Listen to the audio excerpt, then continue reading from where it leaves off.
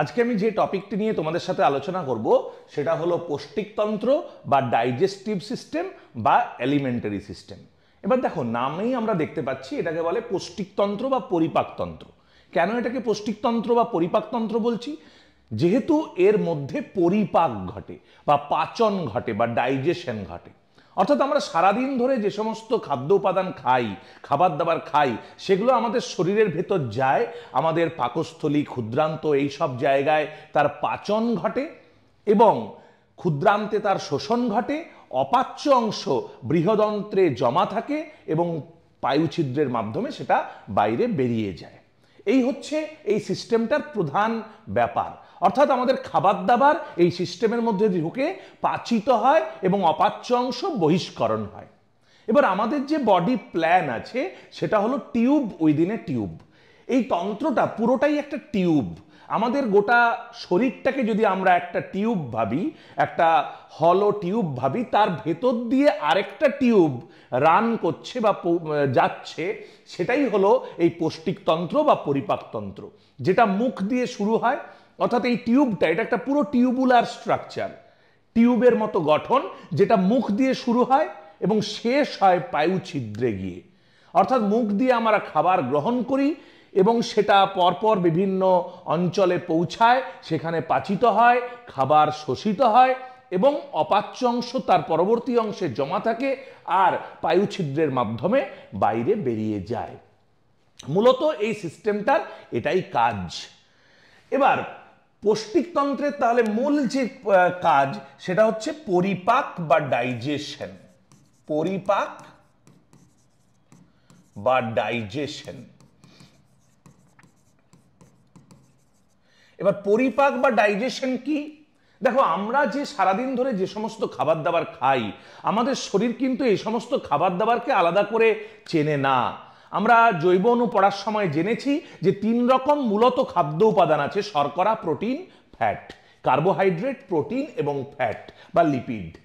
এবার আমরা যে খাবার দাবারই খাই কিনা, আমরা বিভিন্ন অঞ্চলের লোক বিভিন্ন ধরনের খাবার দাবার খাই। কেউ ভাত রুটি খাই, কেউ বার্গার পিৎজা খাই, কোথাও আবার আমরা চাউমিন, ম্যাগি, বিভিন্ন ধরনের নুডলস খাই, কোথাও আমরা ধোসা ইডলি খাই। তো আবার এখন আমরা সবাই সব ধরনের খাবার দাবারই খাই, কিন্তু শরীর এই সমস্ত খাবার দাবারকে আলাদা করে কোনো মানে প্রত্যেকের জন্য আলাদা কোনো সিস্টেম নেই।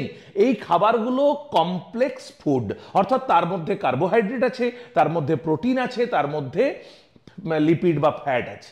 এবার তাছাড়াও আরো কয়েকটা জিনিস আছে। প্রত্যেক খাবারের মধ্যে জল আছে, মিনারেলস আছে, খনিজ লবণ আছে, ভিটামিন আছে, এই সমস্ত জিনিসও আছে। কিন্তু মূল খাদ্য উপাদান তোমরা সবাই জানো, শর্করা, প্রোটিন এবং লিপিড।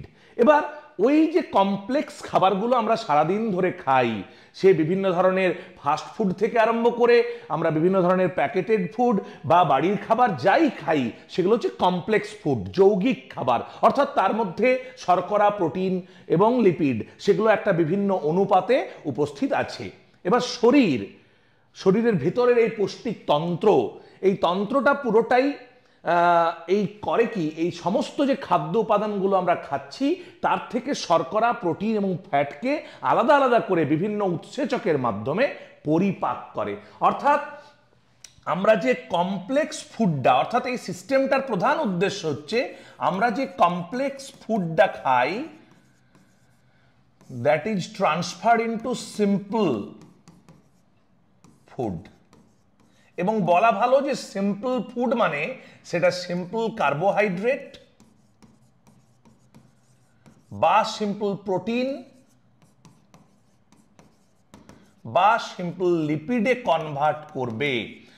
এমনকি আমরা যদি কমপ্লেক্স কোনো কার্বোহাইড্রেট খাই, তাকে মনোস্যাকারাইডে কনভার্ট করবে, একক শর্করাতে রূপান্তরিত করবে। যদি আমরা যে প্রোটিনগুলো খাবো, সেই প্রোটিনগুলোকে বিভিন্ন অ্যামাইনো অ্যাসিডে রূপান্তর করবে এবং ফ্যাট বা লিপিডগুলোকে ফ্যাটি অ্যাসিড এবং গ্লিসারলে রূপান্তরিত করবে। অর্থাৎ প্রত্যেককে একক খাদ্যে রূপান্তর করাই এর প্রধান কাজ। তাহলে আমরা যদি একটু দেখি, তাহলে কমপ্লেক্স থেকে সিম্পল করবে এবং সেটা কার্বোহাইড্রেট, প্রোটিন, লিপিড, আমি বললাম সবাইকেই করবে। কার্বোহাইড্রেটকে কি করবে?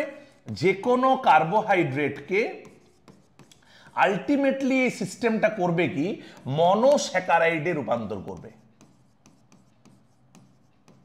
অর্থাৎ আমি যেটা বলছিলাম প্রথমেই যে শরীর কিন্তু তুমি ভাত খাচ্ছ কি তুমি নুডলস খাচ্ছ কিংবা তুমি রুটি খাচ্ছ সেটা তার কাছে ম্যাটার করে না, সে সেই খাদ্য উপাদানটাকে ভেঙে ব্রেকডাউন করে একদম আলটিমেটলি মনোস্যাকারাইড প্রডিউস করার চেষ্টা করে। মনোস্যাকারাইড বলতে কারা? গ্লুকোজ, ফ্রুক্টোজ, গ্যালাক্টোজ এই ধরনের মনোস্যাকারাইডে কনভার্ট করার চেষ্টা করে। আমি দু একটা উদাহরণ লিখে দিচ্ছি, গ্লুকোজ, ফ্রুক্টোজ এটসেট্রা। তাহলে এগুলোতে কনভার্ট করার চেষ্টা করছে। তাহলে ইন কেস অফ কার্বোহাইড্রেট সেটা মনোস্যাকারাইডে কনভার্ট হচ্ছে। আমরা যদি দেখি, আমরা যদি কোনো প্রোটিন খাই, সেটা আমরা যদি কমপ্লেক্স প্রোটিন খাই বা সিম্পল প্রোটিন খাই, that is also transfer into amino acids. তাহলে প্রোটিন আমরা যাই খাই, যে কোনো প্রোটিন জাতীয় খাবার খাই, তোমরা সবাই জানো বিভিন্ন ধরনের যে ডাল শস্য, সয়াবিন, মাছ, মাংস, তার যে পেশিগুলো, মাসেলগুলো, সেগুলো মূলত প্রোটিন। আমরা জৈব অণু পড়ানোর সময় কোন ধরনের খাদ্য উপাদানগুলো প্রোটিন, কোন ধরনের খাদ্য উপাদানগুলো শর্করা বা কোন ধরনের খাদ্য উপাদানগুলো লিপিড, তা নিয়ে আমি বিশদে আলোচনা করেছি। তাহলে প্রোটিন গুলো যা প্রোটিনই আমরা খাই কিনা সেটা অ্যামাইনো অ্যাসিডে কনভার্ট হবে। বিভিন্ন ধরনের অ্যামাইনো অ্যাসিডের তোমরা নাম জানো, আমি দু একটা নাম আবার লিখে দিচ্ছি, যেমন ভ্যালিন, যেমন সেরিন ইত্যাদি, এই সমস্ততে কনভার্ট হবে। অ্যালানিন, ফিনাইল অ্যালানিন, বিভিন্ন ধরনের যে অ্যামাইনো অ্যাসিড আছে তাতে কনভার্ট হবে।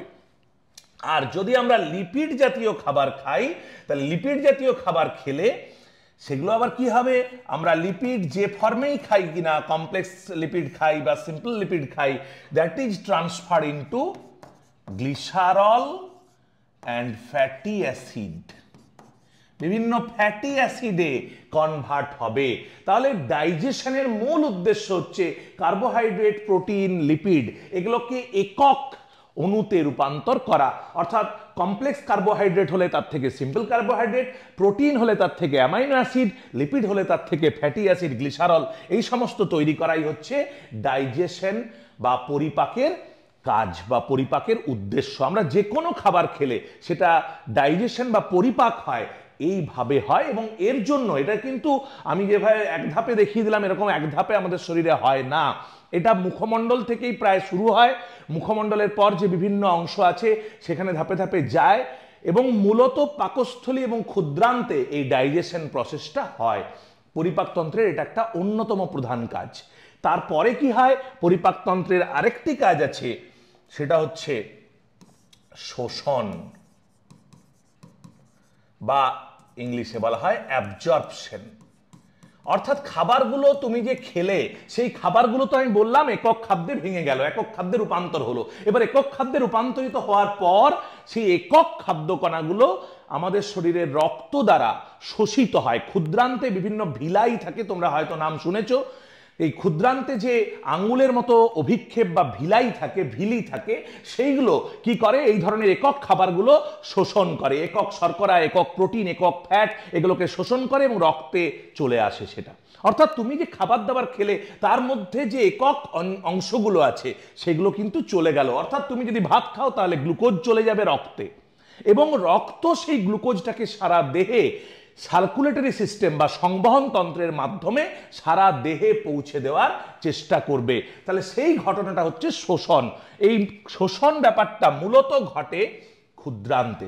তাহলে আমি যেমন আগেও বললাম, পরিপাক বা ডাইজেশন মুখমণ্ডলে অল্প বিস্তর ঘটে, আমি লিখে রাখছি কোনটা কোথায় ঘটে, পাকস্থলীতে ঘটে, এবং মূলত ক্ষুদ্রান্তে বেশি ঘটে। অঞ্চলগুলো বললাম। শোষণ কিন্তু পুরোটাই ঘটে ক্ষুদ্রান্তে। এবার তাহলে খাবারগুলো ভাঙলো এবং তারপর তার শোষণ ঘটলো, অ্যাবজর্পশন ঘটলো। আর যে খাবারটা শোষিত হলো না বা পাচিত হলো না, অপাচ্য অংশটা, অপাচ্য অংশ জমা থাকবে এবং তার বহিষ্করণ ঘটবে। যেটাই আমরা বলি, যা এই বহিষ্করণ যেটার মাধ্যমে ঘটে সেটাকেই বলি মল বা স্টুল। তাহলে এই অংশটা জমা থাকবে কোথায়? এটা জমা থাকবে বৃহদান্ত্রে। তাহলে এই অপাচ্য অংশটা আবার বৃহদান্ত্রে জমা থাকবে এবং পায়ু ছিদ্রের মাধ্যমে মল হিসাবে দেহের বাইরে বেরিয়ে যাবে। এটাই মূলত এই ডাইজেস্টিভ সিস্টেমটার প্রধান কাজ। এছাড়া আরেকটা কাজ আমি সেটা তোমাদেরকে একটু উল্লেখ করে রাখি, সেটা হচ্ছে এই পুরো সিস্টেমটাতে ঘটে, সেটার নাম হচ্ছে বিপাক বা মেটাবলিজম। কারণ আমাদের এই পরিপাকতন্ত্রে কিছু গ্ল্যান্ড আছে বা কিছু গ্রন্থি আছে যেখানে কিন্তু বিপাক বা মেটাবলিজম ঘটে। অনেক সময় আমরা গুলিয়ে ফেলি যে পরিপাক আর বিপাক আমরা একই ভেবে ফেলি, বিপাক বা মেটাবলিজম। দেখো অনেকটাই টার্মটা একই রকম, পরিপাক আর বিপাক, কিন্তু বিপাক পরিপাক একই জিনিস নয়। মেটাবলিজম হচ্ছে যেটা কি একক খাদ্যকণা যেগুলো তৈরি হলো, যেমন আমি পরিপাকে যেটা বলেছিলাম জটিল খাদ্য সেটা সরল খাদ্যে রূপান্তর, কিন্তু সেই সরল খাদ্যগুলো শরীরে রূপান্তর হওয়ার পর সেই সরল খাদ্যগুলো আবার নিজেদের মধ্যে বিক্রিয়া করে, সরল যে খাদ্যগুলো সেগুলো নিজেদের মধ্যে বিক্রিয়া করে অন্য জটিল যৌগ তৈরি করলো, যা তুমি খাওনি। আমি একটা উদাহরণ দিয়ে তোমাদেরকে বলি, তোমরা প্রোটিন জাতীয় খাবার খাও, আমরা সকলেই প্রোটিন জাতীয় খাবার খাই। প্রোটিন জাতীয় খাবারটা কি বলেছি, পরিপাকের মাধ্যমে ভেঙে অ্যামাইনো অ্যাসিডে রূপান্তর হয়। এবার ওই অ্যামাইনো অ্যাসিডগুলো নিজেদের মধ্যে বিপাক ক্রিয়ায় আমাদের লিভারের মধ্যে মূলত সেটা ইউরিয়াতে বা আরো বেশ কিছু নন প্রোটিন নাইট্রোজেনে কনভার্ট হয়। দেখো আমাদের শরীরে রেচনের মাধ্যমে ইউরিয়া বেরোয়, তোমরা সবাই জানো। এছাড়াও ইউরিয়া ছাড়া ক্রিয়েটিনিন এই সমস্ত বস্তুও তৈরি হয়। কিন্তু তোমরা ভেবে দেখো যে তোমরা কিন্তু ইউরিয়া কেউ খাও না। ইউরিয়া কি আমরা খাই? খাবারের মধ্যে দিয়ে ইউরিয়া খাই, কিন্তু এই যে প্রোটিন খাবারগুলো খাই সেগুলো তো পরিপাকের মাধ্যমে অ্যামাইনো অ্যাসিডে রূপান্তর ঘটলো, পরিপাকের পর যখন শোষণ হলো রক্তে চলে গেল, রক্ত সেটাকে নিয়ে গেল লিভারে, লিভারে সেটা কি হলো ওই সরল খাদ্য অর্থাৎ ওই অ্যামাইনো অ্যাসিড নিজেদের মধ্যে বিভিন্ন রকম বিক্রিয়া করে সেটা কিন্তু ইউরিয়া তৈরি করলো, অ্যামোনিয়া তৈরি করলো, তোমার ক্রিয়েটিনিন তৈরি করলো, অর্থাৎ বিভিন্ন ধরনের অন্য পদার্থ যা তুমি গ্রহণ করোনি সেগুলো তৈরি করলো, অর্থাৎ বিভিন্ন কমপ্লেক্স কম্পাউন্ড তৈরি করলো। কিছু ক্ষেত্রে সেগুলো রেচন বস্তু বাইরে বেরিয়ে যায়, কিছু ক্ষেত্রে সেগুলো শরীরের কাজে লাগে। তো এই যে একক খাদ্যগুলো আবার নিজেদের মধ্যে বিক্রিয়া করে যখন নতুন কোনো যৌগ তৈরি করছে সেটা হচ্ছে মেটাবলিজম। এবং আমাদের মেটাবলিক পাথওয়েগুলো মূলত লিভারে হয়। যেমন আমি বললাম যে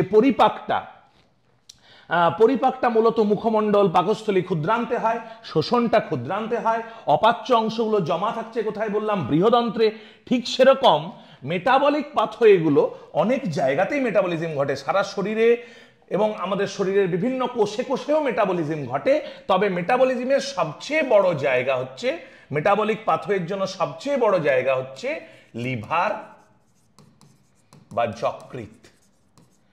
এবং সেই জন্য আমাদের যকৃৎকে বলা হয় সবচেয়ে বড় জৈব রসায়নাগার, সবচেয়ে বড় গ্রন্থিও এটা, এবং এটা হচ্ছে আমাদের শরীরের জৈব রসায়নাগার বা বায়োকেমিক্যাল ল্যাবরেটরি।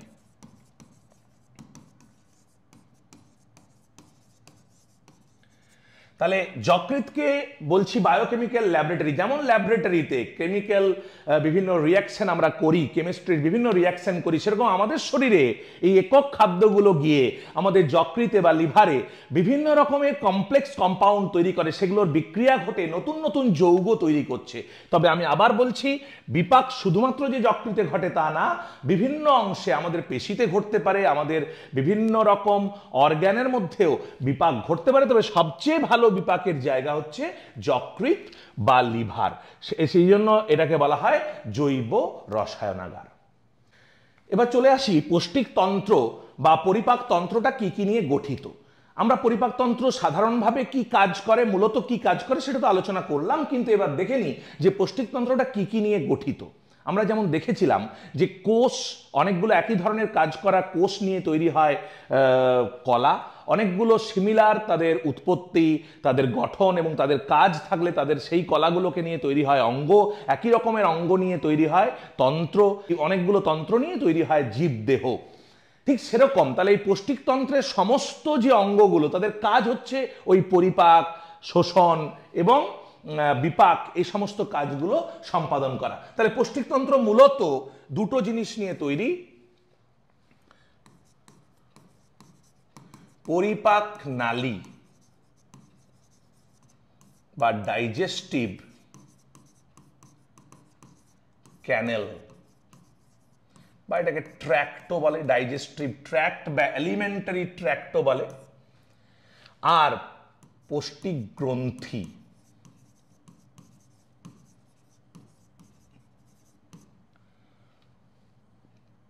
ডাইজেস্টিভ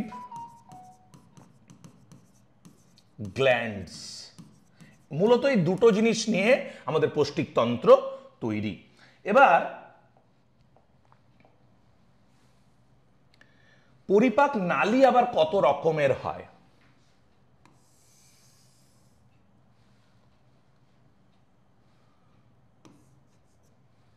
দেখো, পরিপাক নালী আমি আগেই বলেছিলাম এটা তৈরি শুরু হয় মুখমণ্ডল দিয়ে, মুখ বা মুখমণ্ডল লিখে দিলাম। তারপর রয়েছে গলবিল, তারপর রয়েছে গ্রাস নালী, তারপর রয়েছে পাকস্থলী, তারপরে ক্ষুদ্রান্ত্র, আর রয়েছে বৃহদান্ত্র। এবার একটু ইংরেজি নামগুলো দেখে নিই। মুখমণ্ডল বা বাক্যাল ক্যাভিটি,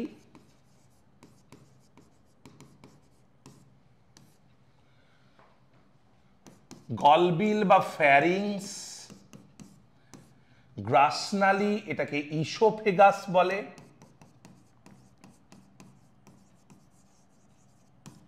পাকস্থলীর ইংরেজি তোমরা আশা করি সবাই জানো, স্টমাক, ক্ষুদ্রান্ত স্মল ইন্টেস্টাইন, আর বৃহদান্ত্র হচ্ছে লার্জ ইন্টেস্টাইন।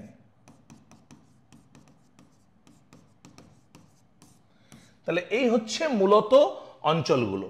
আর পৌষ্টিক গ্রন্থি, এবার এটা আবার কি কি নিয়ে প্রত্যেকটা গঠিত আমি সেটা ডিটেলসে আসবো।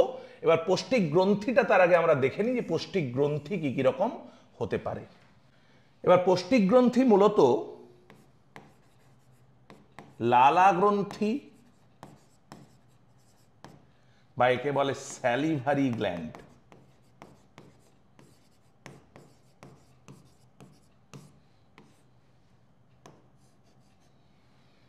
তারপরে রয়েছে পাক গ্রন্থি,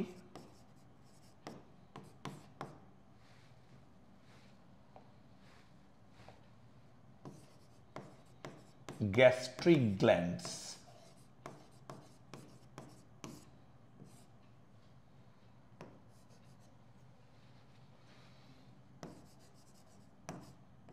যকৃৎ বা লিভার,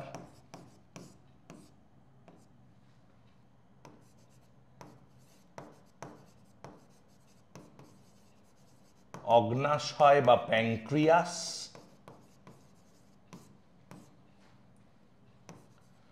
পিত্তথলি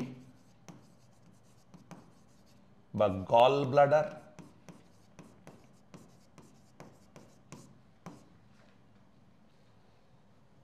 আন্ত্রিক গ্রন্থি বা ইন্টেস্টিনাল গ্ল্যান্ডস।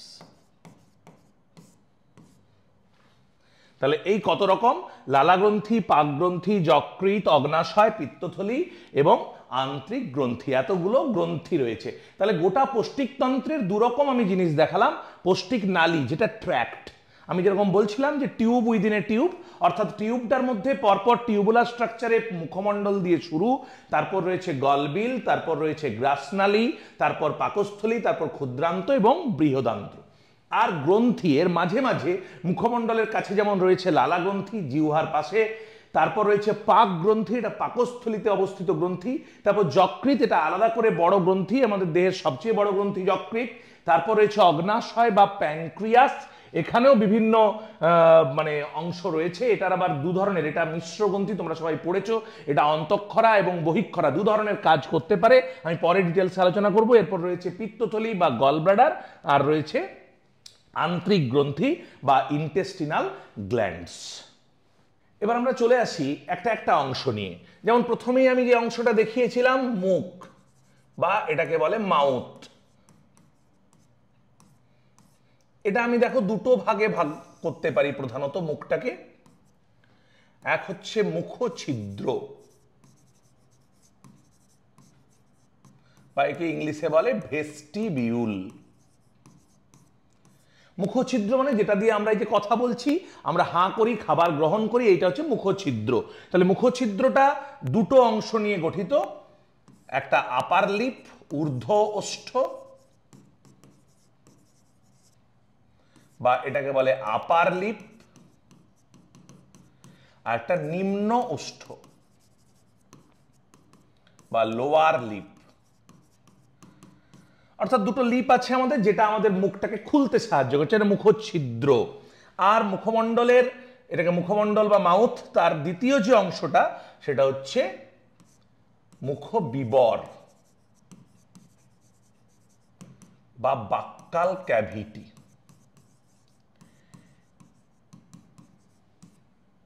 দেখো বাক্যাল ক্যাভিটির মধ্যে অনেকগুলো ব্যাপার আছে। বাক্যাল ক্যাভিটিতে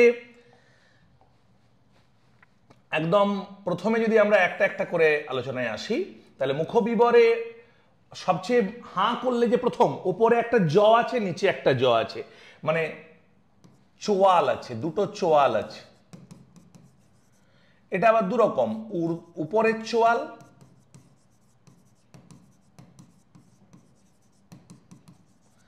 এটাকে আপার জ, আর নিচের চোয়াল লোয়ার জ।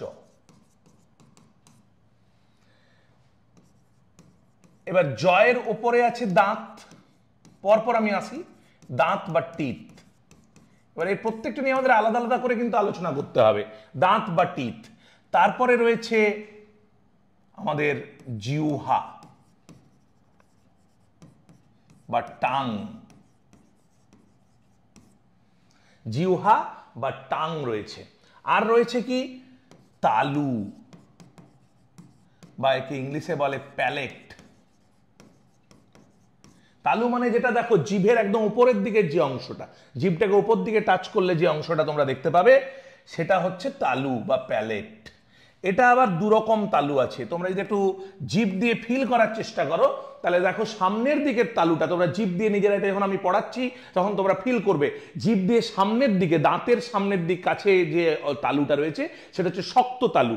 আর যদি জিভটা একটু রোল করতে করতে পেছন দিকে নিয়ে যাও, তাহলে দেখবে নরম তালু রয়েছে। তাহলে প্রথম পার্টটা হচ্ছে শক্ত তালু, একে ইংলিশে বলে হার্ড প্যালেট। আর রয়েছে নরম তালু, বা একে ইংলিশে বলে সফট প্যালেট। তাহলে দুরকম তালু রয়েছে, শক্ত তালু আর নরম তালু, হার্ড প্যালেট আর সফট প্যালেট। মোটামুটি মুখমণ্ডলে এই অংশগুলো রয়েছে। এছাড়াও আরো কতগুলো ছোট ছোট জিনিস রয়েছে আমাদের এই মুখবিবরের কাছাকাছি। আমাদের টনসিল রয়েছে, আমাদের পিছন দিকে কিছু মাংসল অংশ রয়েছে, এবং এই অ্যাডজয়নিং এরিয়াতে লালা বা স্যালাইভা তৈরির জন্য আমরা দেখেছিলাম গ্রন্থি অংশে লালা গ্রন্থি রয়েছে। তাহলে এই পুরো অঞ্চলগুলো নিয়ে মুখ বা মুখমণ্ডল সেটা গঠিত। এবার যদি আমরা দেখি মুখমণ্ডলের ঠিক পরের অংশটার কথা, আমি যেটা বলেছিলাম সেটা হলো গলবিল বা ফ্যারিংস। খুব ইম্পর্টেন্ট এই অঞ্চলটা, এটা খুব ছোট একটা বিষয়। গলবিল বা ফ্যারিংস, এটা তিনটে অংশ, মুখ গলবিল,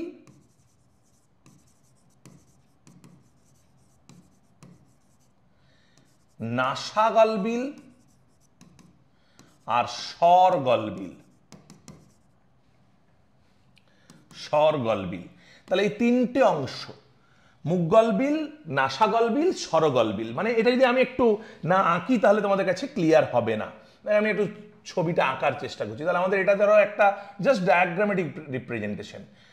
এটা হচ্ছে নাক, বুঝতেই পারছো এটা মুখ, আর এইটা হচ্ছে জ আমাদের। তারপর এটা গলা তো চলে আসছে। তাহলে যদি আমি একটু আলাদা আলাদা কালার করে তোমাদেরকে দেখানোর চেষ্টা করছি। আমাদের তাহলে মুখমণ্ডল থেকে একটা ডাইজেস্টিভ ট্র্যাক্ট নামছে এইটা, this is the main digestive tract. তাহলে এই যে ওপেনিংটাকেই আমি বলেছিলাম কি মুখছিদ্র বা ভেস্টিবিউল, যেটা আপার লিপ এবং লোয়ার লিপ নিয়ে গঠিত। তারপরে ভিতরে ঢুকে গেলাম, ভিতরে কি কি আছে সেটা আর এখানে যাচ্ছি না। ঠিক এই রকম জায়গাটা হচ্ছে, এই অঞ্চলটা হচ্ছে গলবিল। আর তারপরে একদম যদি পরের দিকে আমি গ্রাসনালী অংশটাও এইখানেই দেখিয়ে দেব। এই যে পরের অংশটা, এটাকে বলি আমরা গ্রাসনালী বা ইসোফেগাস। কি বলি? ইসোফেগাস, গ্রাসনালী বা ইসোফেগাস। এবার মুখছিদ্র যে এই অঞ্চলটা, ঠিক একইভাবে এই নাক দিয়ে, এটা তো আমাদের নাক, নোজ, নাক, নাক দিয়েও একটা ফুটো গেছে, সেটা দেখবি মুখমণ্ডলে গিয়ে আবার ওপেন হয়েছে।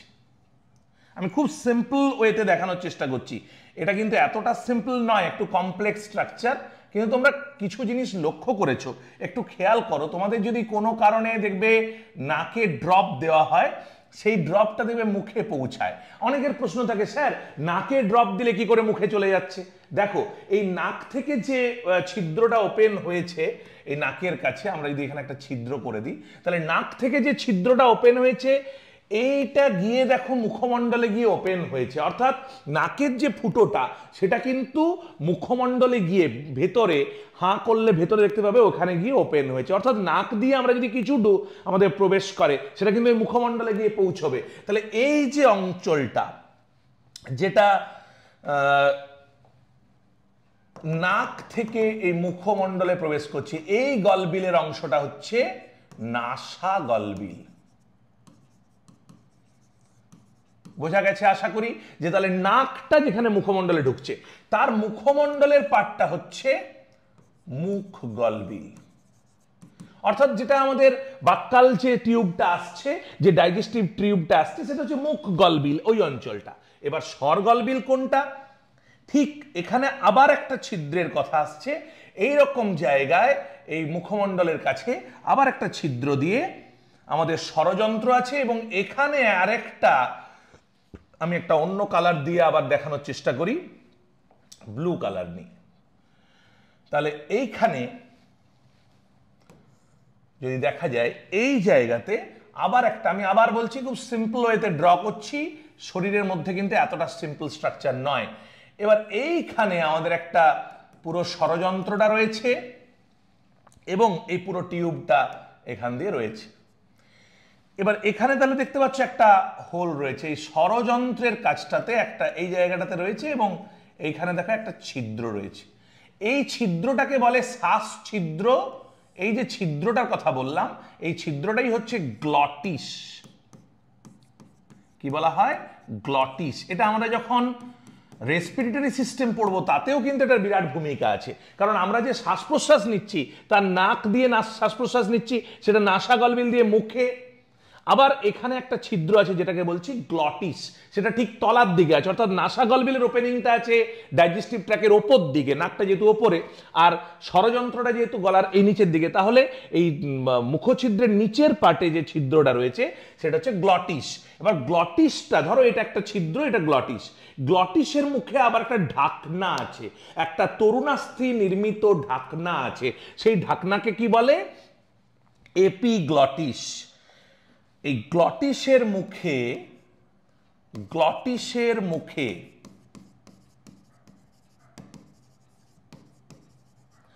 তরুণাস্থি দিয়ে তৈরি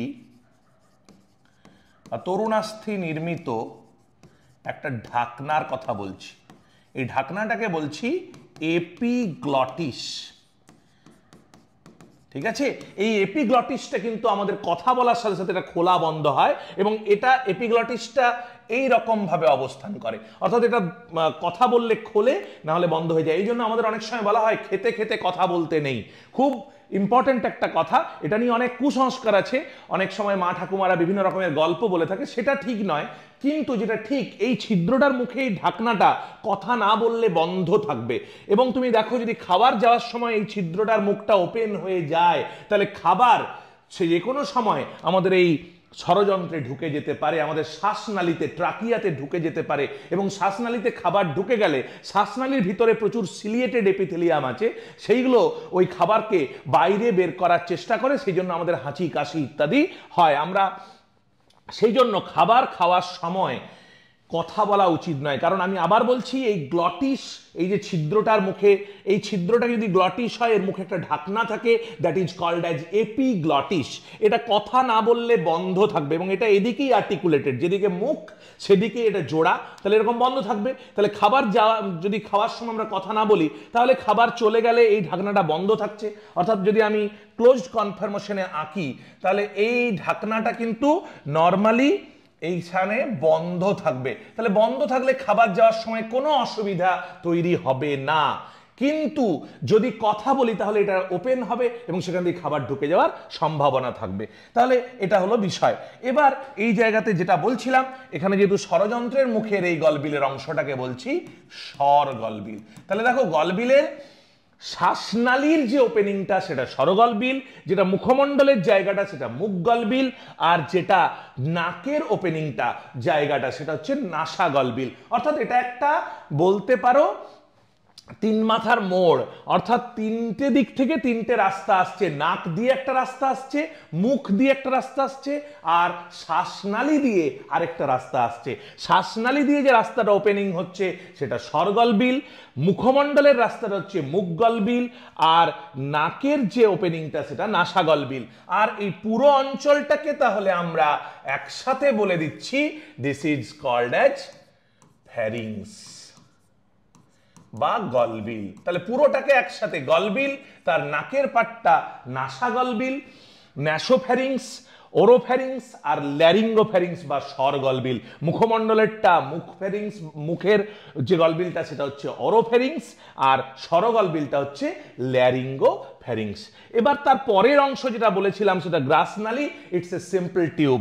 গ্রাসনালীটা এর পরবর্তী অংশটা। এবার চলে আসি যে তারপরে যে অংশটার কথা বলেছিলাম, গ্রাসনালীর পরে যে অংশটার কথা বলেছিলাম। তাহলে আমরা তিনটে অংশ এখন আলোচনা করেছি, মুখমণ্ডল করলাম, গলবিল করলাম, গ্রাসনালী করলাম। আর রয়েছে বাকি তিনটে অংশ, পাকস্থলী, ক্ষুদ্রান্ত, বৃহদান্ত্র। এগুলো নিয়ে প্রত্যেকটা নিয়ে আমি আলাদা আলাদা করে ক্লাস করব, কিন্তু আপাতত আমি প্রত্যেকটা অংশের একটু বলে দিই যে কে কি কি অংশ নিয়ে গঠিত। আমি বেশি কিছু ডিটেলসে যাচ্ছি না। পাকস্থলী, আগে প্রথমে তোমরা অন্তত মনে রাখার চেষ্টা করবে যে কোনটা কি কি অংশ নিয়ে গঠিত। তাহলে পাকস্থলী বা স্টমাক, এর চারটে অংশ তোমরা বলতে পারো। কার্ডিয়াক অংশ,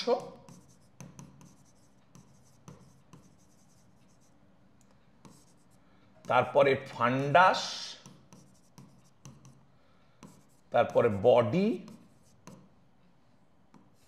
আর রয়েছে পাইলোরাস।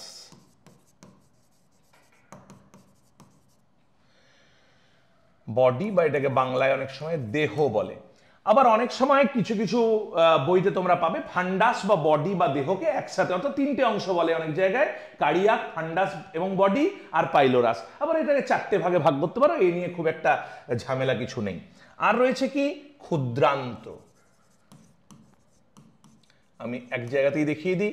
ক্ষুদ্রান্ত বা একে ইংলিশে বলে স্মল ইন্টেস্টাইন।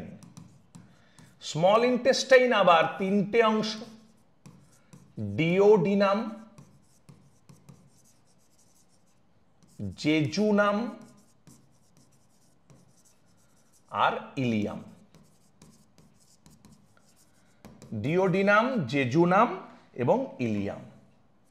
তাহলে ক্ষুদ্রান্ত, পাকস্থলীর যেমন তিনটে বা চারটে অংশের কথা বললাম, ক্ষুদ্রান্তের তিনটে অংশ, ডিওডিনাম, জেজুনাম, ইলিয়াম। এগুলো একটু পর পর মনে রাখার চেষ্টা করবে, কারণ ডাইজেস্টিভ ট্র্যাকে এগুলো পর পর অবস্থানগতভাবে এরকম ভাবেই রয়েছে। আর রয়েছে কি বৃহদান্ত্র বা লার্জ ইন্টেস্টাইন।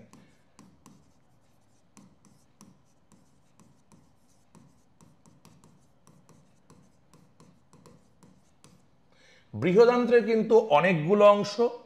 বৃহদান্ত্রের মধ্যে পড়ছে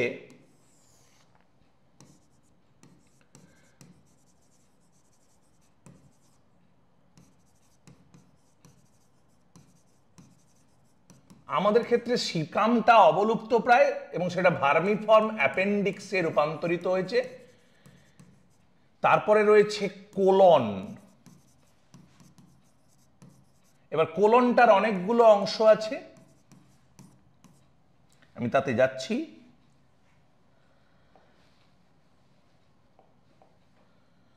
প্রথম কোলনের অংশটাকে বলে আরোহী কোলন। তারপরে রয়েছে অনুপ্রস্থ কোলন। তারপরে রয়েছে অবরোহী কোলন। আর তারপরে সিগময়েড কোলন। কোলনের 4টে অংশ। মানে যদি একটু বৃহদান্ত্রটা এঁকে দেখানো যায় তাহলে এই টাইপের একটা স্ট্রাকচার।